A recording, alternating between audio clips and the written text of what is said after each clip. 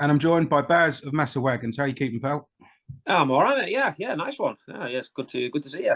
Always good to see you, mate. Always good to see you. Mm. This week, busy week for you with the release week of Triggered. Um, hmm you've been kind enough to send me across the tracks ahead of the release, mate, so I could have a listen to it before we spoke tonight. Mate, this is another great release from you guys. This is awesome. Oh, Loving this.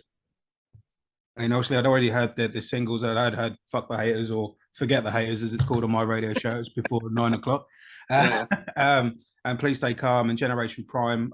Great to hear guest vocals on that one, of course, by Benji Webbe of yeah. Skindred. How did that come about working with Benji on that one? Was that something you had in mind for a while, or?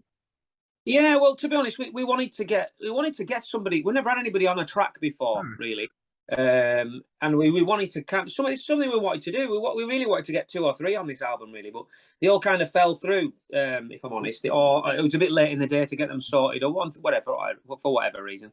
But Benji was on the list, and that track, I just felt, I don't know, it just has that.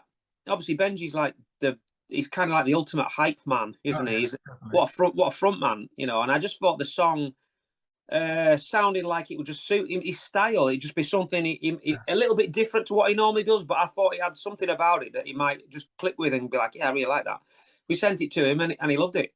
And then I said to him, I said, do whatever you want over it. You write whatever you think it needs. Yeah. I sent him my lyrics and the song and a demo, and I said, write whatever you want, whatever you think it fits and sounds good. I trust you completely to do your thing, because obviously you're Benji from Skindred, and I'm not going to tell you what to do. Yeah, because you're the man, obviously. And then he came back with some stuff, and it was just awesome. And yeah, it's just turned out brilliantly. And he was obviously in the video. Yeah. He's just a great performer. Turned up with this Larry outfit on and his silver teeth and all that. It was yeah, it was awesome. Yeah, he's a top man. He's absolute top player. I remember years ago, I DJ'd a Skindred after party when they were on tour, and I used to DJ Ah, rock clubs and that. And he came down with Arja and the rest of the guys down. And I think he spent about 45 minutes behind the decks with me. really? Yeah, he came through. He's like, "Can I come back?" And I'm like, "Yes, of course you can." And then, "Oh, can you play Yeah. this? Can you play that?" And I'm like, yeah, definitely. Yeah, that was a great night. So, like you say, he's an absolute diamond, this Benji. He's such a great. I didn't realize. I hold my hand up. I should have known. I didn't realize how much of a great singer he is. Hmm.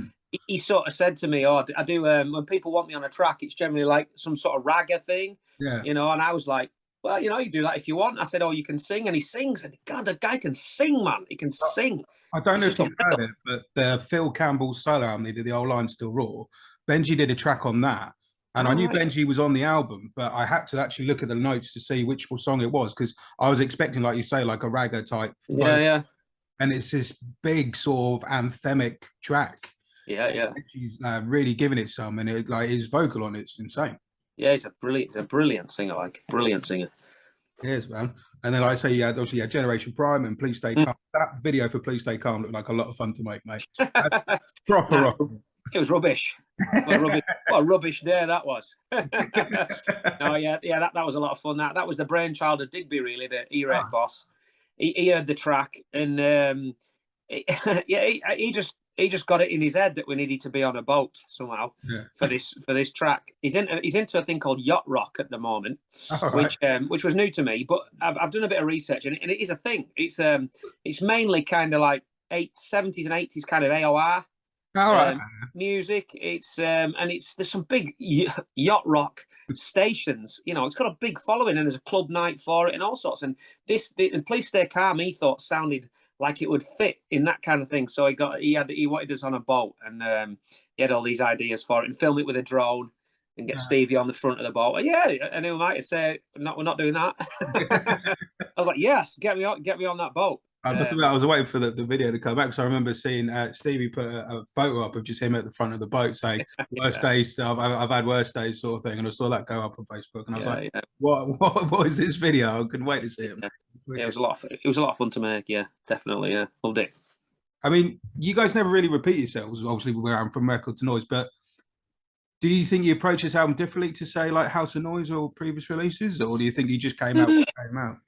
I think we always approach them the same way, Mm. but they do end up sounding differently. Yeah, We really make a conscious effort not to write the same song twice. of course. And I know some of our early stuff. There are some songs that sound similar, you know, kind of Tokyo, Red Dress, Jodie. Those songs have a definite AOR thing, but we do consciously try not to write the same riffs and the same songs over and over again. We do try hard to try and make it everything different and keep it interesting. And some people don't get that. They think it's maybe us being a bit indecisive and not knowing what we want to do, but we just write what we want to write because it's to keep it interesting and keep it fun, you know. And yeah, our albums do sound like a bit of a hodgepodge of all sorts of stuff, but I don't really care, to be honest. I think you either like them or you don't. I think our sort of our sound runs through them all, even if they all sound so different to each other, if you like. Yeah. But yeah, we just like to keep it interesting. I think, you know, whether you put anything off of the albums, you know, it's you guys as soon as you put it on, no matter what, you know, yeah, you know, whether it is Prime Generation or it's the Curry song or it's, you know, Back to the Stack or whatever it is, you know, it sounds like Wagons. No, it's cool to know. But excuse me. So on the back of the album, also you did the "Fuck the Haters" anti-bullying campaign as well. Yeah. And if you like me and you wear the T-shirt, you get called a puff in a service station. I saw that. Yeah. Oh, ironic, eh? Yeah, I know.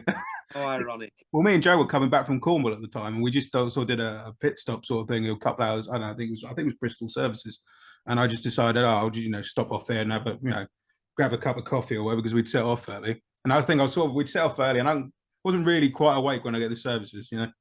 And then I just had this like fucking puff, and I'm like, what? Unbelievable! That's unbelievable in this day and age. That's unbelievable. It was about 6:45 in the morning as well. What a grip! And I was like, honestly, how can you be that angry at 6:45 in the morning over Unicorn on a T-shirt? It's like, yeah, you don't know. You just gotta. In this day and age, you just end up laughing about it, don't you? You just laugh. There's no use getting offended about it because it's just that pathetic and that low level. It's like, yeah, okay, mate, that's hilarious. Very good. It's just you're an idiot. Exactly. Fucking brain dead. So, what made you want to do the anti-bullying campaign thing and such? Is it? Yeah, well, the song was like written as like a festival song, really. It was just an album. I say an album track. It's kind of written to be like a festival song, like get some crowd participation going and nice and short, and get people. I basically just wanted to get people to stick their middle fingers in the air. I just thought that would be a good point in a festival slot, you know, just something funny to do. You know, I know it's been done before, but it's, you know, it's part of it. It's entertaining it, and who doesn't like doing that? But then when Digby heard it for Earache, he was like, "Yeah, let's make it the first single." I was like, "Oh fucking hell." I was like, "Are you sick? You have read what it's called, Digby? Yeah, it's called Fuck the Haters. You want that to be the first single? Yeah." And then he explained his thinking behind it, and I said, "You know what? You know, really, it's you know, we can make a campaign here, an anti-bullying campaign, because the song, the theme of the song has been covered a million times in a million songs. I get that. You know, be who you want to be. You know." Do what you want to do, look how you want to look, all that stuff. It's, you know, it's been covered 1,000 times, but we sort of stripped it back to that the swearing thing. You know, fuck the haters. Sometimes it's most primal, isn't it? You know, that's all you've kind of got, really.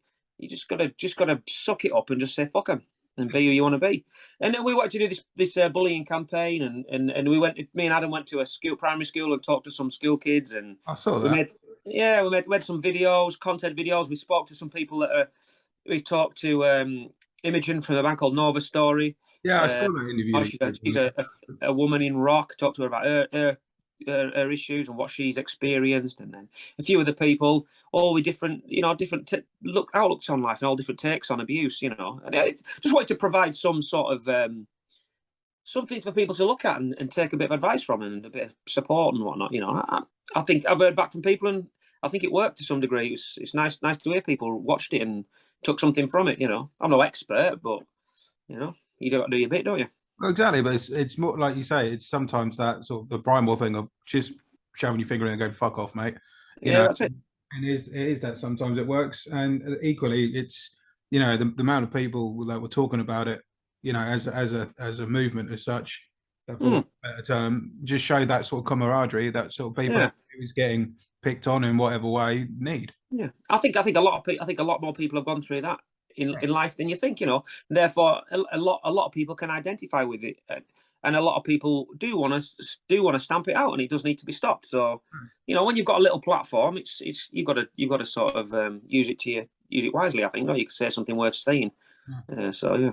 Well, I And remember obviously, we did a thing with the Sophie Lancaster Foundation as well, which you know they were involved, that's an amazing charity, isn't it? You know, we all know what they did after Sophie died, and obviously her mum died earlier. Yeah, that's right. Yeah, was it last earlier. year? I think it was earlier this year. Yeah, it was about 6 months ago, I think, wasn't it? Something like that. And what they did after, obviously, what happened with Sophie is amazing, the work that they do. But it was, you know, it was sad that it had to come out of something so horrendous. Absolutely, definitely. You know, and now you're going back to the anthem side thing. I remember you guys playing it at Download Festival, watching that, and it was that thing where, like, you said, "Oh, this is going to be the first single," and I said to Joe, "Oh, brilliant, got something new to play on the radio from Wagons," and he went, "It's called Fuck the Haters," and I'm like, "I'm not going to be able to play this. Hoping there's a radio edit. I'm not going to be able to play this one." Jesus Christ! Did you get the Forget the Haters version? I did get the Forget. Oh, yeah. No, Olivia. Oh, it's all right then. I managed to play Forget the Haters. It's a bit lamer, isn't it? But you know, it is what it is. In Germany and stuff, they don't care. They want the Fuck the Haters. They played it. Yeah, as you know, daytime radio. They don't give a shit in Germany. It's brilliant. It's funny how people get just offended that much by certain words, isn't it? I know. It's kind of a little bit ironic, isn't it? But there you go. It is a little bit, yeah. There you go. When you're in Lancaster prison as well, doing a thing over there for a thing recently, did I see? Yeah, we did. Yeah, it's kind of our take on the whole meet and greet thing. I get that the meet and greet thing can be a little bit has a bad reputation, and I get that because some bands take money off people and then wheel you in, you get a photograph of hello, and then wheel you out again. You know, it's like, and I do find it a bit sickening. But I mean, bands need to make money. There's a long and short of it, and we wanted to do something, but make it an experience. You know what I mean? We've done it before. A few years ago, we did it, and we did like a meet and greet, and everybody got a T-shirt, and everybody got like some stickers and a patch and a bag, and then you did a meet and greet, got pictures. We spent our time walking half an hour with talking to people as much time as they want. Then we got on an old vintage bus and went and drove around the Trough of Bowland on like a bus from Heartbeat, and we sang songs and all that sort of stuff. You know, that kind of thing. You know, we just wanted to give people a bit of an experience, really. And then this time, one of them was going to the prison. We went on a castle tour, and then we did like an acoustic set in A-Wing on the prison. Yeah, with the cells and that. Yeah. And it's just a few handful of people, and it was very cool. And I think everybody liked it. They got a T-shirt, and and they actually got a ticket for the Sugar House show as well. That night. So there was 6 or 7 things in this bundle that was part of this kind of experience we wanted to sort of do. It's just trying to be a bit different, you know what I mean? Just make something a bit different, you know. Yeah, the photos look cool, man. I like the look of it. It looked pretty fun. Yeah. It was good. It was good. Yeah. They're lucky to live in Lancaster. It's a cool place. The castle and the prison are mega interesting to look round. You know, amazing place. Oh, I bet, man. Not prisoners in there, obviously. Like, it's empty. That'd be a different experience, though, wouldn't it? If you would you not be throwing any flaming bog rolls out as well? We were playing. And then you're doing your triggered IPA as well, aren't you? Yeah. Well, that we did the thing for 2 days. The second day was a brewery tour. We went to Lancaster Brewery with everyone, and everybody got like 4 drinks and a pizza. We did a brewery tour, acoustic set, and they all got a bottle of the Massive Wagons IPA to take home, because that was kind of like a limited edition thing. So that was pretty cool. I've not actually drunk a bottle of it. I have got some, but I've not had a chance to drink it yet. So I don't really know if it's any good. It might taste like shit. I don't know. You'll find out one of these days when you find it. I'll find it. Yeah. Yeah. Does that just get done as a limited edition type thing? Is it the IPA? I think so.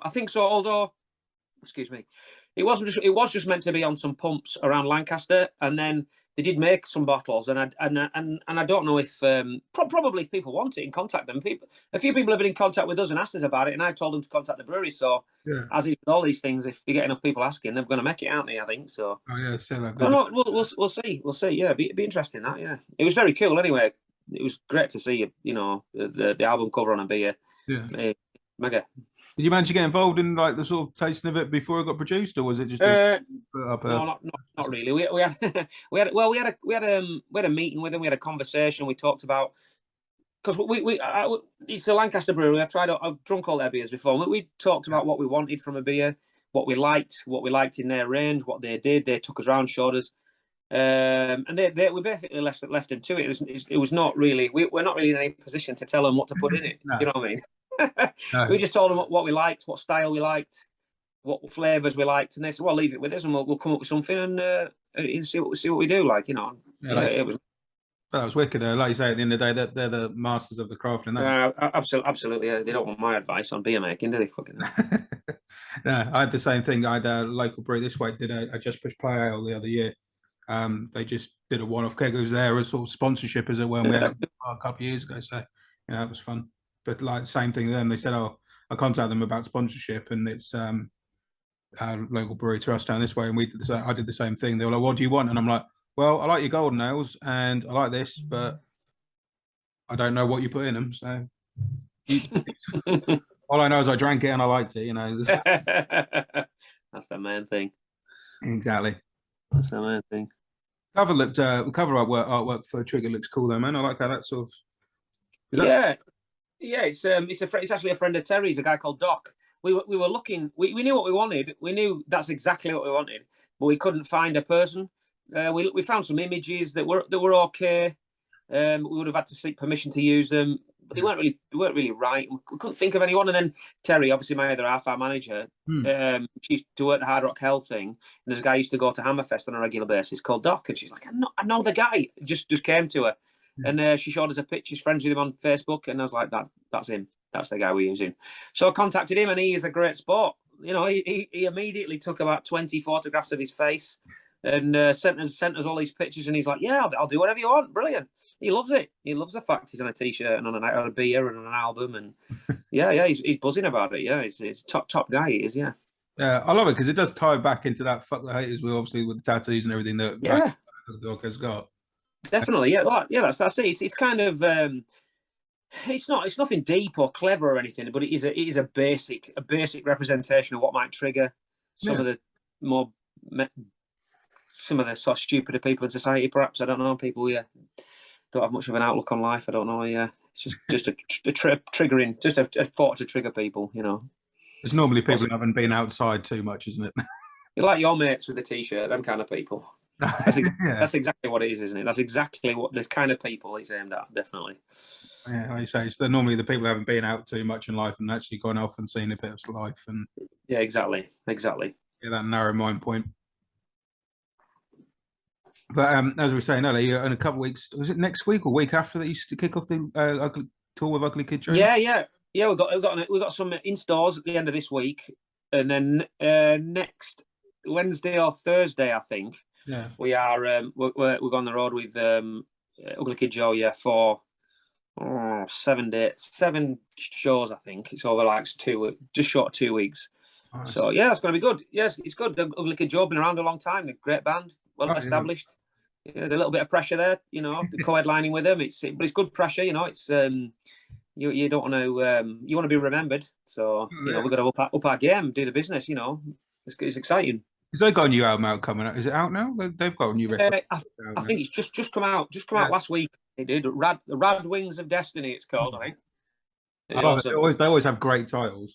They do, yeah. He's a great bloke. We met Whitfield Crane, the singer, when we did the Thunder gigs, Thunder Arena date with them, and he's what a lovely guy. What a really lovely guy he is. Yeah, really nice, really sound bloke. So yeah, it's going to be really good. Loads of fun, I think. No, I'm hoping to get down to the London show. I've not sorted things out yet because we've been sort of here, there, and everywhere at the minute. We came back from Cornwall, then we went to see These Wicked Rivers and Gorilla Riot up in Derby. The Rivers. Yeah, we went to see Rivers Boys, and then last week we went to go see Spike from Quiet Boys. It was all been here, there, and everywhere. But me and Joe we need to sort it out because bloody hell, non-stop.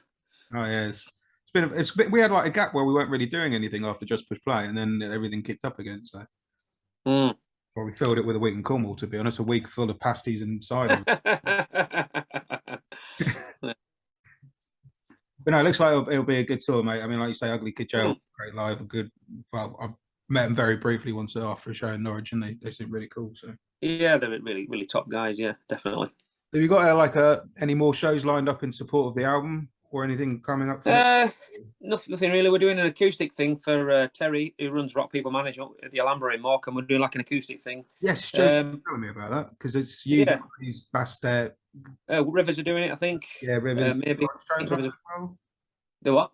Lawrence Jones in on it as well, I think. Oh, you might be playing it as well. Yeah. Well, he's amazing. That guy, bloody hell, what a talent he is. Yeah, fantastic. Yeah. I don't know off the top of my head how many. There's quite a few doing it, but it's going to be good. But apart from that, after Ugly Kid Joe, that's us just about for the year, I think. Yeah, nothing else planned. No. No, I remember watching. Actually, I was with Terry and Heidi when Lawrence Jones was playing at Winter's End. Right. Okay. I've never seen him myself. I've heard his music plenty of times, but I've never listened to him live.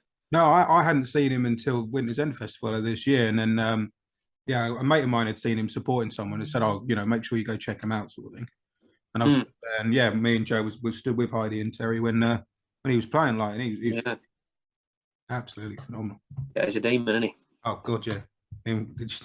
So like, it's that thing where my mate was banging on, and sometimes mine and my mates, we've got different music tastes in the day. We don't. There's certain artists we click on, and certain things we don't. Just opinion. So I wasn't sure which way it was going to swing. And then Lawrence Jones started playing. I was like, "Fuck, this guy's brilliant." Yeah, he's good. Yeah, he is. So, what are the rest of the plans for you guys for the remainder of the year and into next year? Or is that again nothing really, to be honest? Probably planning stuff for next year. More trips into Europe with a bit of luck. Again, it's all about Europe really for us at the moment. We've played the UK to death. I'm surprised anyone's still coming to watch us. But we've got a headline tour hopefully booked for next year for Triggered for the album, like the album tour. This Ugly Kid Joel thing is just kind of a co-headline tour, but we'll have a proper headline tour next year. We have a lot of production and the full show kind of thing. But yeah, after that, not a lot really, to be honest. Yeah, just waiting for a festivals to come in maybe and book some of the stuff. I don't know really. Yeah, I don't get involved anymore. I'm not allowed. You don't need to, mate. You don't have to worry about it. As I'm told. Yeah. You just do your tell, go up and say where the gig is, and that's that. That's all you need to worry about. Just enjoy the fun bits rather than the businessy bits. That's all you need. All right, buddy. Well, it was good to chat to you guys, bud. At the beginning of the interview, I'm going to play Generation Prime. But what song of the album would you like us to play at the end? Ooh, Skateboard. Play that. I really enjoyed Skateboard when I was listening. Oh, good. Skateboard and Asshole I really enjoyed particularly. Oh, yeah, play Skateboard. That's Terry's favourite. And I think, I like that one a lot, yeah. All right, buddy. Well, we'll go with that. Thanks for your time as always, Baz, mate. Appreciate it. Cheers, buddy. Take care, my friend. You too, mate. Ta-da, mate. Ta-da, pal.